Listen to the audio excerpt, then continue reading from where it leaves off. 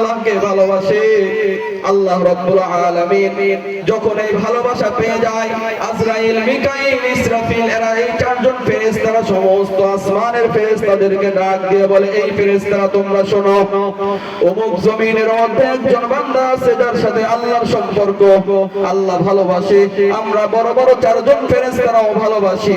আজকের পর থেকে জমিনে, আজকের পর থেকে আসমানে তোমরা যতগুলো ফেরেশতারা আছো, এই আসমানের সমস্ত ফেরেশতারা তোমরা ওই বান্দাকে ভালোবাসবে।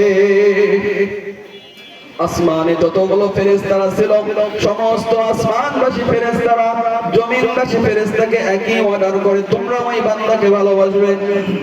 জমিনের সমস্ত ফেরেশতারা জমিনের মধ্যে যতগুলো মাখলুকাত রয়েছে সমস্ত মাখলুকাতকে অর্ডার করে বলে, এই মাখলুকাত তোমরা শুনো, আজকের পর থেকে এই যে বান্দাকে তোমরা দেখতেছো, এই বান্দার সঙ্গে সমস্ত ফেরেশতা ও আল্লাহর সম্পর্ক, সবাই এই বান্দাকে ভালোবাসে। যদিও বান্দা গরীব, বান্দার টাকা নাই, পয়সা নাই, কিন্তু আল্লাহর সঙ্গে সম্পর্ক আছে। তোমরা জমিনের মধ্যে যত মাখলুকাত আছো, আজকের পর থেকে ওই বান্দাকেই ভালোবাসবে।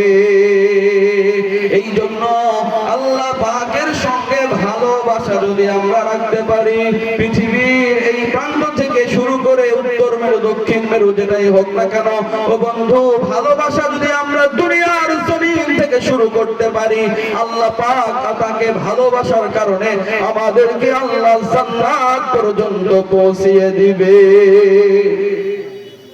আমাদের জন্য সবচাইতে বড় একটা পাওয়া যে আল্লাহকে ভালোবাসা। আজকে আমাদের দিলের মধ্যে রবের ভালোবাসা নাই, বিধায় সারা বিশ্বের মধ্যে মুসলমান আজকে নির্যাতিত, নিপীড়িত। আজকে যেখানেই রক্ত বাহির হয় সেখানে থেকেই মুসলমানের রক্ত বাহির হয়।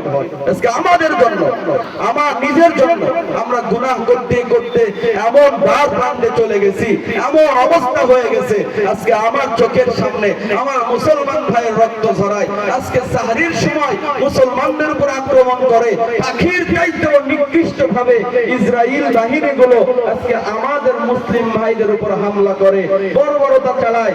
একমাত্র দুর্বল আমাদের, যে আমার সঙ্গে রবের সম্পর্ক নাই। যদি আমার সঙ্গে রবের সম্পর্ক ঠিক থাকতো, খোদার কসম ওদেরকে হত্যা করার জন্য পুরো পৃথিবী, মধ্য আরব রাজ্য দরকার হতো না। আমাদের এই জমিন থেকে 313 জন মুজাহিদ প্রয়োজন ছিল। কথা কি বোঝা আসছে ভাই? এত মধ্য আরবের আমরা ডাকতাম না, ইয়া আরব তোমরা ঘুমাও কেন, আজকে মুসলমান মারা যায়, আমাদের প্রয়োজন হতো না। আমরা মধ্যপ্রাচ্যের দেশকে ডাকতাম না, তোমাদের এত শক্তি আছে, আজকে তোমরা ফিলিস্তিনি মুসলমানের পাশে দাঁড়াও, আমরা ডাকতাম না। যদি আমাদের মধ্যে ঈমানি শক্তি থাকতো আর রবের সাথে সম্পর্ক থাকতো, আমাদের সিরাজামা গায়ে দিয়ে 313 কাফেলা নিয়েই সারা পৃথিবী বিজয় করা সম্ভব লাভ হতো।